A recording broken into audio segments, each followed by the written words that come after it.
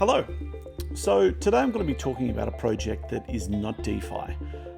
It listed a couple of days ago, but I've been interested in it for a while just to see how the experiment would play out. Now, I think it's important for us to maybe look at projects that are being listed that aren't DeFi, because maybe it's about time we started looking at things that aren't done by anonymous founders, aren't risks of being complete rug pulls and scams, or having errors in their code or whatever the hell excuses. So maybe today let's look at a project that isn't full of drama and actually maybe, something valuable for us all in the long term.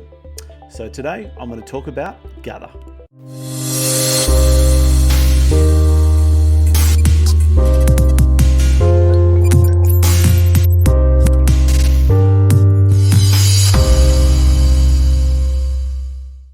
The founder of Gather is a guy by the name of Reggie Giraffe. Now, Reggie started his career in oil and gas, funnily enough, in Iraq. And I believe he worked there for a number of years before needing to leave the company and the country due to the ISIS invasion. And naturally, I'd probably say after going through something like that, and I've actually seen it in an interview that Reggie did with the guys from Hashrate. I've put the link below. That's actually a pretty good interview, by the way. So basically after leaving the oil and gas space, he then got into advertising, started a business in India that was involved with, I think it was business to business, logistics and delivery. So I think it was sort of like, for those of you in Southeast Asia who might know, sort of like a Gojek, or GoSend, or a GrabSend kind of service where businesses are sending things in between each other, and that was run by him. Resulted in a successful exit. It was around this time he met his co-founder Farouk, who is ex-Grant Thornton and KPMG, who had actually moved into crypto trading in 2017 and then joined Gather in 2018. So that's the brief summary of the founders. So you've got sort of, XP, KPMG, Grant Thompson, and then you've got obviously Reggie, who's worked in oil and gas, but then has moved into the advertising space, successfully run a couple of startups, which is also important. And I'm going to talk about that a little bit later. But first, let's get stuck into what Gather is and the history of the business. So Gather was founded in 2017 during the craze period of crypto. The team managed to score some seed funding, roughly about $325,000 in April 2018. Now, this is impressive for seed funding, especially at a time when the market was tanking. So the market was still warm, but it was by no means hot at this point in time. They then used these funds to build out an MVP, which in this case was a browser-based multi-miner, which would mine the most profitable cryptocurrency depending on a number of different metrics, and then automatically pay out to whoever the customer was, in the case of whoever the user of the browser or the owner of the website was, with the user's consent. And this is going to be important later. They successfully presented the business at Rise HK at the end of 2018. However, also remember at the end of 2018, this is when the bear market really sunk in.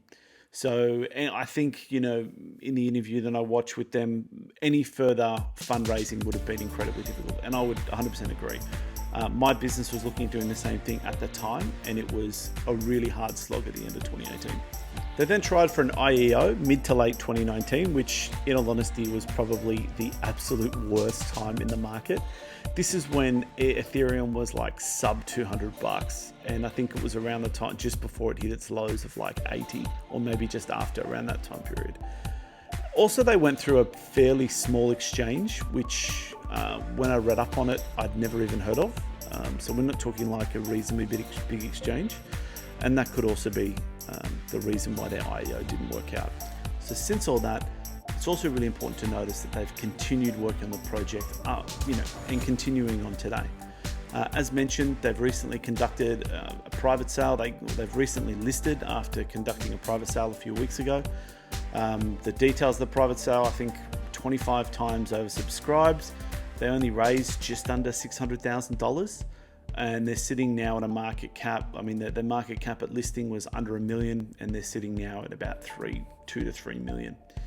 So the project is still, I'd probably say in my opinion, quite strong.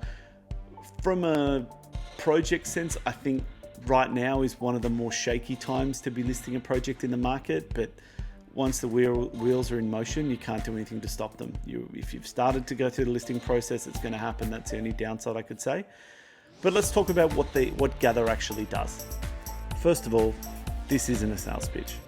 I can sometimes get this way when I find a project that I like, but by no means am I sort of, in a business sense involved with Gather whatsoever. I'm not being paid to sort of do this, but I actually do like what they do, so sometimes I can get carried away. So with that disclaimer, so let's get started with the problem space that Gather is looking at. Monetizing eyes on screens. So the current way the internet does this, by and large, is through advertising. Honestly, it's how media has been earning money for the past 100 years. Print, radio, television, all run ads for as long as anybody can remember, I'm sure. And the same as the internet. It's probably the easiest way to monetize a website or a media service or anything is you run ads, or even an application. I mean, we've all seen banner ads in games and things like that. And I think it's something that a lot of people push back on when they're building something. Like, yeah, I want to build this product, but I don't want to run ads because it's the first thing that people would basically recommend they do to monetize. What Gather are doing is trying to offer an alternative to websites and applications that doesn't necessarily involve, running ads. And I think the other important thing is that the way that the Gather system works is it requires consent.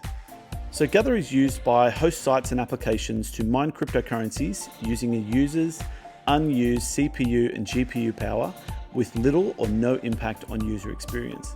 So look at it like this. If you're browsing, a website, watching YouTube, reading the news, or some other web application, if you're anything like me, ads piss you off. I can probably say that one of the things that I enjoy doing is listening to creepypasta on YouTube, but to go to sleep. I know, I'm weird, don't judge me. But I can tell you there's nothing more annoying in the world that before you're about to go to sleep and you've got this soothing but yet horrifying story going on, that then you get an ad for, lawnmowers or something like that. It's the worst. Very, very niche example, I know, but I'm sure you can all fit your own story into that. However, in this world, I understand the need for advertisements. Obviously, if you're going to be providing content to an audience that has almost gotten used to getting things for free. I mean, if it's not a free app, people don't download it. If you've got to go behind a paywall on a news site, you'll just go to another news site. So it's important to have that balance between obviously user experience and then, at the end of the day, these things are businesses and they need to make money. So this is giving solution providers an alternative to, advertising that annoys users, can, pop-ups, obviously everyone hates them or they're ineffective because, people using ad blockers and things like that. So it's giving an alternative to be able to monetize your content or your product or whatever without having to resort to going down the ad road. So that's one thing that they do, and that's part of what their sort of working product does, is in their MVP. The other thing that they're doing is to actually use some of that computing power that they're harvesting from these browsers or these users' computers as they're browsing, is to help with, on an enterprise level, doing stuff like cloud computing computations, and then even another scale is to actually do what they call child chains or providing hash rate to blockchains. So this started as a solution that was started to solve the problem of what was happening with, say, Ethereum Classic when they went through a 51% hack. The idea being that if you have a large blockchain, that you can sort of I guess you can use Gather's hash rate power in order to greatly increase your network size, which would then also reduce the risk of you getting a 51% attack.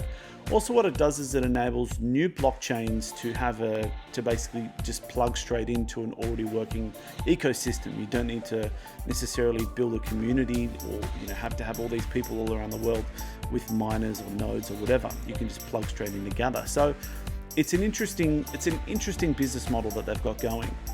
And while I'm talking about business model, if you actually have a look at a lot of the AMAs and some of the talks that these guys have done, if you actually have a look at the way they're talking, it's always about business first.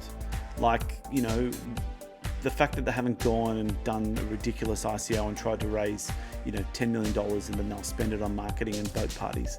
They've been quite frugal with their money. They've modeled everything from a business model sense to say, okay, well, if we build this, can we monetize this? Will it wash its face financially? Which is something that is never done in the crypto space. And I think that's really good. And like I said at the start, I think that when we're having a look at these projects that are just doing, mining fruit or mining, yams or whatever, I mean, there's no real business case behind these things. It's all just experimental. We're all investing in these experiments. Don't get me wrong, I do too. But I think this is good. This is one of those cases where we're actually seeing someone looking at an actual business case for not only blockchain technology, but even a token as well. Which is why I think that it's really important to share about this stuff.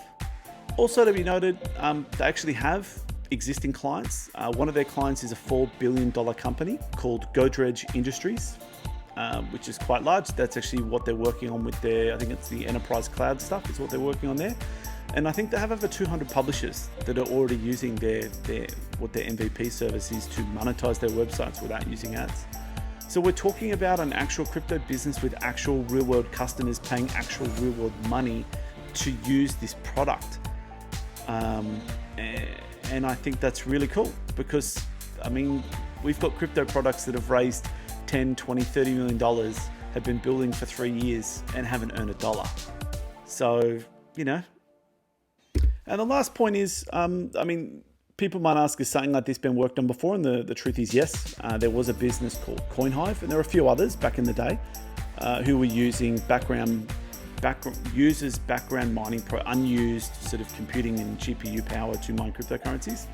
However, the big point of difference is that they did not ask for consent, which means that you would log into a website, automatically your GPU or CPU would start mining for the website and you would get no benefit, you would get no notification.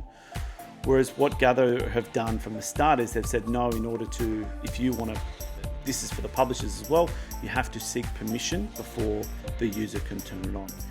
And honestly, I think that in the absence of ads, I think a lot of people would be like, yep, while I'm on here, sure, go for your life. If it's no risk to the computer and it doesn't slow you down, I don't see what the harm is. And so that's my hopefully quick sort of summary about what Gather does, and I hope you understand why I like the project. And yet again, I think it's important to look at these crypto businesses that are actually doing the right thing, aren't taking ridiculous amounts of investor money, aren't blowing all the cash on themselves or yacht parties or lobster breakfast or whatever the hell people did in 2017 and 18.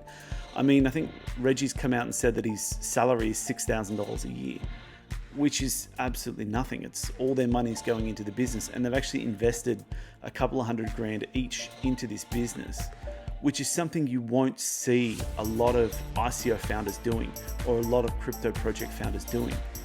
So I think that, the other reason why I wanted to sort of talk about this product is because when I read about the story, I was like, these guys are doing all the things that that people aren't doing in crypto, is in the right things, going through that entrepreneurial journey, actually having customers that are using their product.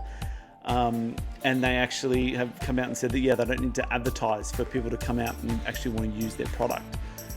And that's actually a really good thing. If this was VC land and we were doing a startup pitch, these guys would win it like that. And here we all are in crypto. We all have the ability to go and participate in their success by being able to own their token. And that isn't a pitch. Go do your own research. So that's it from me. And as always, comment, like, share, all that fun stuff. And look forward to seeing you on the next one. Thanks, guys.